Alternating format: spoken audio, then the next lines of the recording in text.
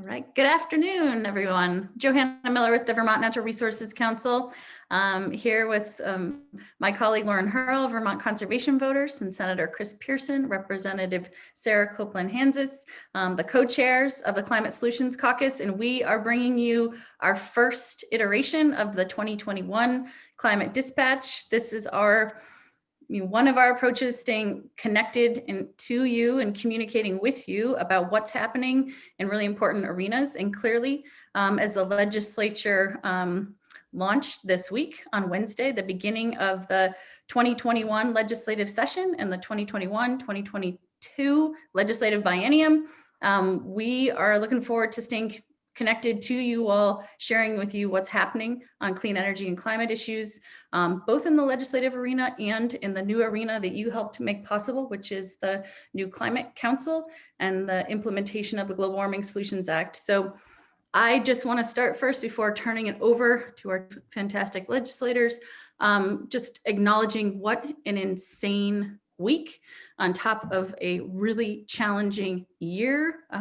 And just wanted to say to folks that we hope you are doing well, that your head, like mine probably, is spinning with the magnitude of all the different issues that are really coalescing at this moment. But just recognizing that as we push forward into 2021, the need to focus still on clean energy and solutions, both as a tremendous job creator, as an equity equalizer, as we shape policies, and as doing our part on the climate crisis, is going to be really important. The legislature is going to have some massive challenges in a virtual reality, with a really important continued need to focus on the here and now and the COVID pandemic, and rebuilding and recovering and holding Vermonters whole. But we will continue to stay connected to you and really look forward to continuing to make progress on these critical issues. And Representative Copeland Hanzas and Senator Pearson, as leaders of the growing Climate Solutions Caucus, please tell us how you guys are thinking about and leading on these issues in this trying moment. Well, thanks, Joey, and thanks for all the great work you're doing and folks that you work with. You know, we are seeing a real upswing in the focus on the climate crisis. This coming session is going to be, I think, one where we're looking at stimulating the economy, getting people back to work, making sure people are not going hungry, and really looking at the destructive elements of the COVID pandemic. And within that, of course, there are climate priorities, because a lot of the climate solutions are excellent ways to stimulate the economy. So one example that we're looking at and has been spearheaded by our friends in the House, in particular House Transportation, is the Transportation Modernization Act. This is really a framework more than a specific proposal, but recognizing that our transportation budgets are great ways to stimulate the economy. We've been investing more and more in a more sustainable transportation infrastructure, and trying to set up a paradigm where the Vermont Transportation Agency, VTrans, is designing their budgets with climate crisis in mind, trying to create alternatives, trying to help people save money in their transportation needs here in our rural state. So very excited about some of the progress that's underway there. We're also looking at weatherization. This is a great way to help people save money on energy, on their home heat. This is the second most, of course, source of the second highest source of our emissions here in Vermont is our buildings. And so trying to move beyond the decent but modest amount of weatherization that we've been able to pay for every year, and bring it out of just state government, but trying to find other ways to help Vermonters wrap their homes. These are great local jobs, good paying jobs, and then Vermonters who go through the weatherization process save money on their fuel, on their heating fuels. So that's a real big priority, trying to broaden that program, which has so far just been focused mostly on low-income households and not moving fast enough. Then sticking with buildings and job creation is an idea of working with our trades folks around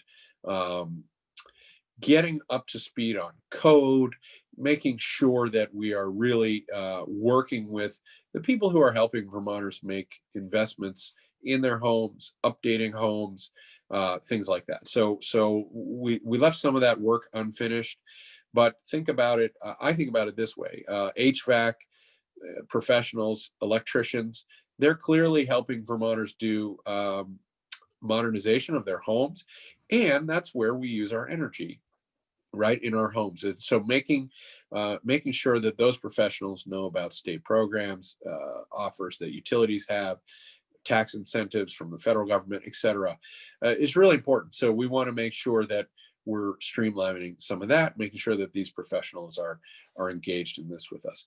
And then we're watching, there are reports coming from the PUC about how to move to all fuels efficiency. There is, of course, as you mentioned, the Climate Council, which we got to keep an eye on and watch for ways to support them and have some oversight there.